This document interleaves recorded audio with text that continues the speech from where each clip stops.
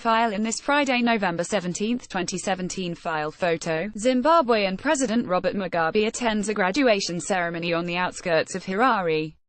Zimbabwe's parliament erupted in cheers Tuesday, November 21, 2017 after the speaker announced the resignation of President Robert Mugabe after 37 years in power.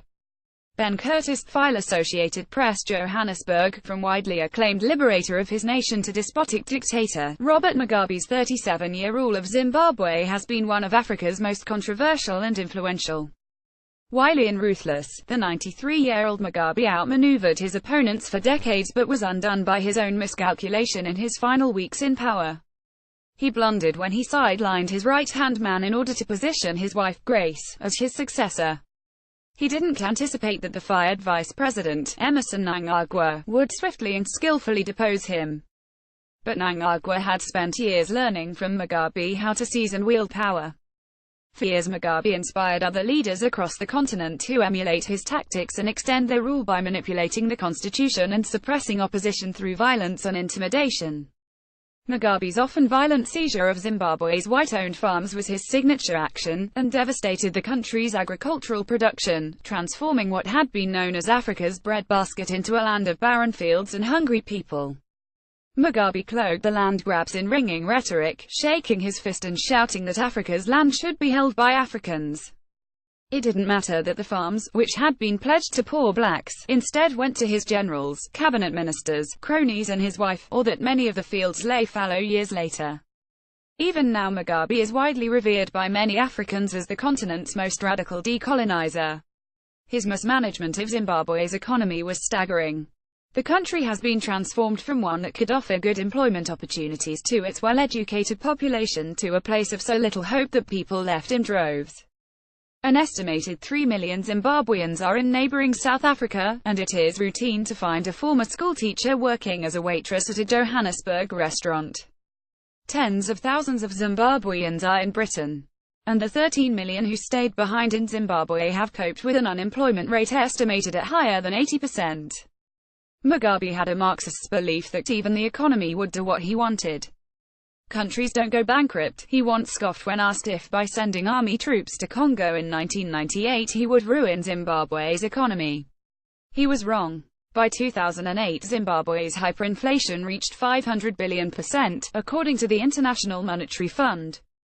Fistfuls of 100 trillion Zimbabwe dollar banknotes were not enough to buy basic groceries. The inflation was brought under control only when Zimbabwe dropped its currency and started operating on the US dollar in 2009. Zimbabwe's industrial sector is estimated to be operating at less than 30% of capacity. Tourism has dried up to a trickle. With significant deposits of diamonds, platinum, gold and chrome, Zimbabwe's mining sector has continued to function, but Mugabe's frequent threats of nationalization discouraged most foreign investment. The Marange diamond fields, discovered in 2009, proved an unexpected windfall. The high-quality gemstones in easily exploited alluvial fields brought in billions of dollars. Mugabe used the army to take over the area and the mines were nationalized, cutting out British and Chinese companies that had been operating there. But very little of the funds from the diamonds went into state coffers to help the country's dilapidated education and health services. Mugabe, his family and his closest allies amassed world-class fortunes. Once the land of liberation from white minority rule, Zimbabwe became one of fear as a result of Mugabe's far-reaching domestic spy network, the Central Intelligence Organization. Hundreds of opposition supporters were killed or disappeared during election campaigns. Many more were tortured, such as Justina Mukoko, who after her release from prison bravely advocated for the rights of those detained. It is hard to remember that Mugabe once enjoyed international praise for bringing Zimbabwe to independence. Throughout the 1970s he directed a deadly, effective guerrilla war against Rhodesia's white minority rule regime. When he won the 1980 elections, he was relatively unknown. The country, and the world at large, was impressed by his impeccable, carefully enunciated Oxford English. He endorsed racial reconciliation to wide acclaim. He was nominated for a Nobel Peace Prize. But even in the glory years of Zimbabwe's early independence, Mugabe appeared cold and calculating in public appearances and speeches. And then came the bloody campaign in which the Army's North Korean-trained 5th Brigade brutally put down a small rebel group supporting opposition leader Joshua Nkomo. Between 1983 and 1985, an estimated 10,000 to 20,000 people of Zimbabwe's Ndebele minority were killed by the army in southern Zimbabwe, in what is known as the Matabeleland massacres. Human rights groups and the Catholic Church documented and condemned the killings, which remain the darkest stain on Mugabe's record and a scar that plagues the country. Amnesty Lies International was how Mugabe dismissed a critical report by Amnesty International. Tarnished by the killings, Mugabe was still grudgingly respected, especially for his support for the battle against apartheid, the system of white minority rule in neighboring South Africa. When Nelson Mandela was freed from prison in 1990, he quickly visited Zimbabwe to thank Mugabe for his support. But Mugabe came to resent Mandela, who outshined him. When Mugabe married his second wife, Grace, in 1996, Mandela attended the reception.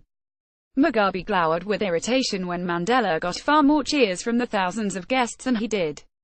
Mandela put forward a generous, inclusive view of African nationalism that won him international praise and a Nobel Peace Prize. Mugabe became a starkly different type of African leader, who marginalized critics and restricted freedoms. His homophobic outbursts against gays as worse than pigs and dogs contrasted with Mandela's enthusiastic support for LGBT rights. Many African leaders, however, have picked up on Mugabe's anti-gay sentiments. Mugabe's leadership became more like that of his one-time foe, Rhodesia's white minority ruler Ian Smith. Mugabe used Rhodesian-era laws to suppress public gatherings and opposition parties. He used the army, the police and the security network to keep the people subservient. An ascetic leader, Mugabe rarely drank and stayed spry into his 90s. But while his taste had been relatively modest through the 1980s, that changed after his marriage to Grace Mugabe. They built a 25-bedroom mansion on a sprawling property in Harare's Borrowdale suburb that became known as the Blue Roof House for its turquoise tiles imported from China. Sporting designer clothes, shoes and sparkling jewels, the First Lady, more than 40 years younger than Mugabe, became known as Gucci Grace. In the last months of Mugabe's rule, the family's lavish ways became outlandish, even to Zimbabwe's jaded public. Grace Mugabe pressed a lawsuit against a Lebanese diamond dealer in which she charged she had paid him for a 100-carat diamond but he only gave her a gem of 30 carats.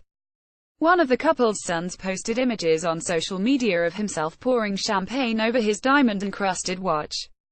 The growing outrage among Zimbabweans at the excesses finally spilled over on Saturday, a few days after the military moved in to put Mugabe under house arrest. The bulk of Harare's 1.6 million people thronged the streets to demand that the longtime president finally step aside. Mugabe's rule may have been influential in Africa, but the quick way he fell now may be a warning to all who would follow his ways.